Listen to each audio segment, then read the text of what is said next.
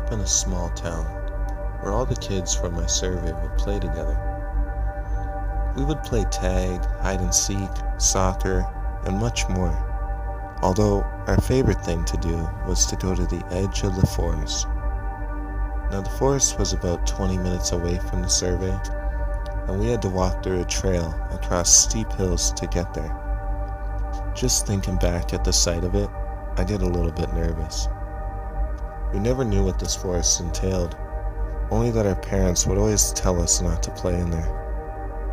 Of course, as kids, we were ever so curious and always went to the edge of where the forest began.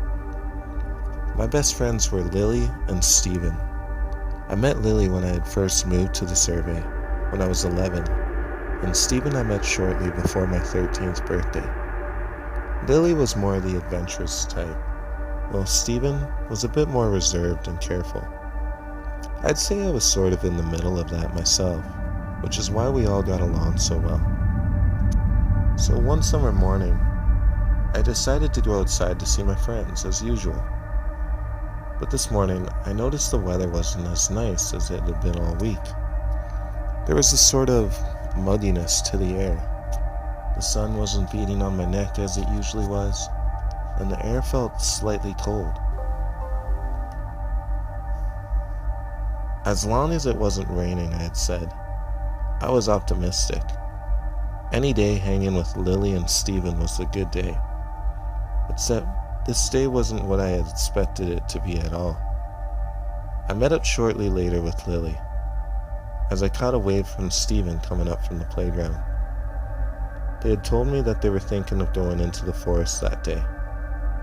I of course asked, "Is this Lily's idea?" Steven said reluctantly, "Yeah, but who knows what we might find in there."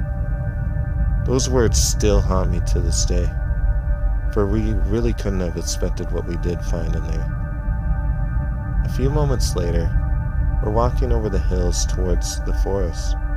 I asked Lily, "Are you sure this is a good idea? Our parents always tell us to stay out of here." Lily replied with, "Oh, come on. You know we'll all be 14 soon, and it's time for us to do something different for once." I sighed and let out a tiny "okay" under my breath. I can't explain it, but something about that day was definitely trying to warn us before we had even left our survey.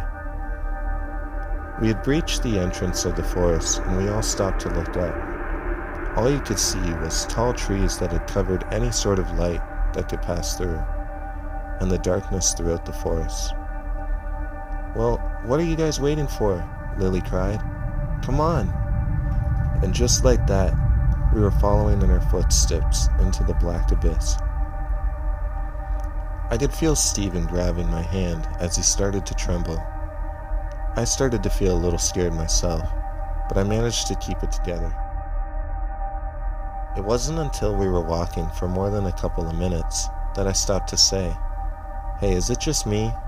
Or are all of these trees starting to look the same?" Lily smiled and looked back. "Well, of course they're all the same. They're trees." I glanced at her and with a stern look had said, "No, I mean it. They are exactly the same, branches and all."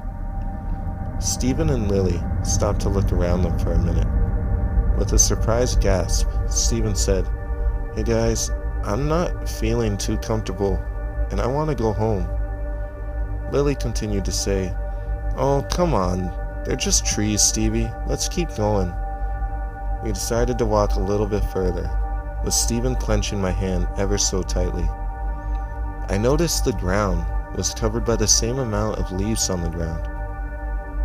No matter how much I shuffled them away, they always seemed to be there. I tried to tell Lily that perhaps we should turn back, and that Steven was right, when she cut me off and told me about an old legend her parents used to tell her. "They say that these trees give in to one's darkest desires," Lily preached. "Whatever one thinks about becomes their true nature." "What are you talking about, Lily?" I asked. Was Steven too scared to say anything? "What I mean, Sarah, is that you are not safe here. Lily replied with a dark tone in her voice. Well, that's what we were trying to tell you, I shockingly replied. I don't think you quite understand, Sarah. Lily began to turn around to face me, with an evil grin on her face. My darkest desires are to kill those closest to me, Lily said with a murderous smile on her face now. Wait, what?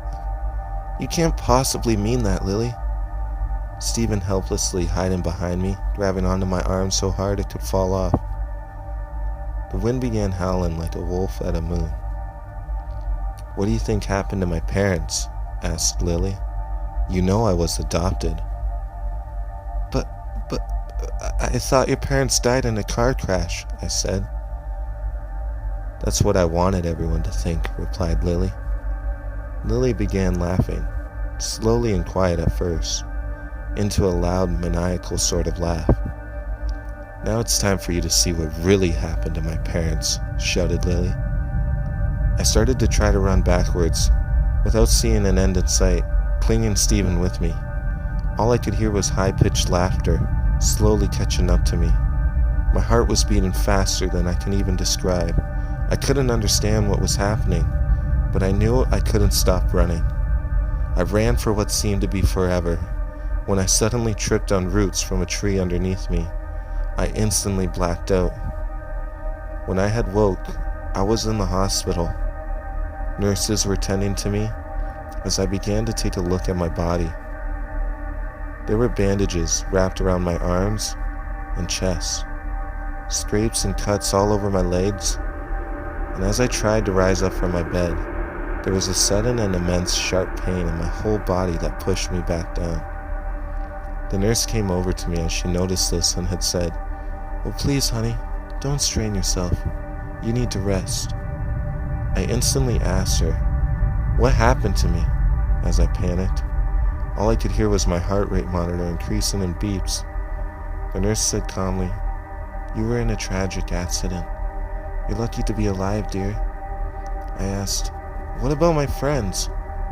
The nurse replied, "What friends are you talking about, sweetie?" "The ones I was in the forest with," I said loudly. "Oh, honey, you were found by the edge of the road, bleeding tremendously," the nurse replied. "Someone driving saw you and dialed 911 and stayed with you until an ambulance showed up." "I had friends with me in the forest," I screamed. "We are unaware of your friends that you're talking about, but rest assured, if we hear anything, you will be the first to know," as the nurse started to leave the room. Just as she left, I caught a glance at the TV in my room. It was on the news channel. A young boy was found dead just outside of Winhoma Township, and his body in an unrecognizable state. Police at this time cannot identify the victim and are doing all they can to figure out what happened to the poor boy, the reporter had stated.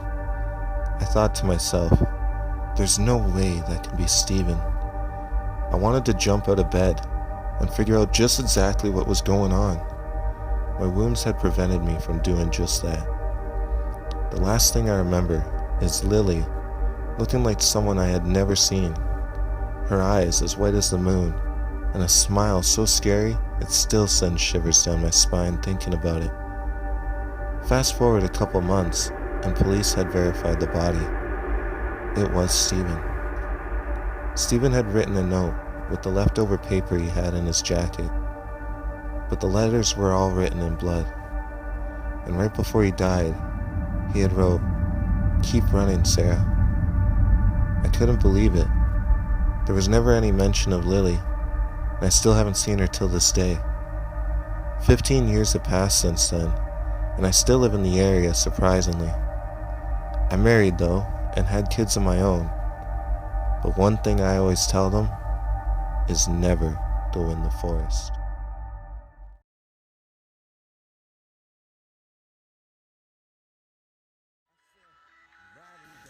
Thank you for taking the time out to listen to this story. It's the first time I've ever taken an approach of telling a story like this, or in general. If you like it, perhaps I might do more. Like, comment, subscribe. Please give me some feedback. I would love to know what you guys think, and I hope you guys have a wonderful day. Thank you so much. Bye now.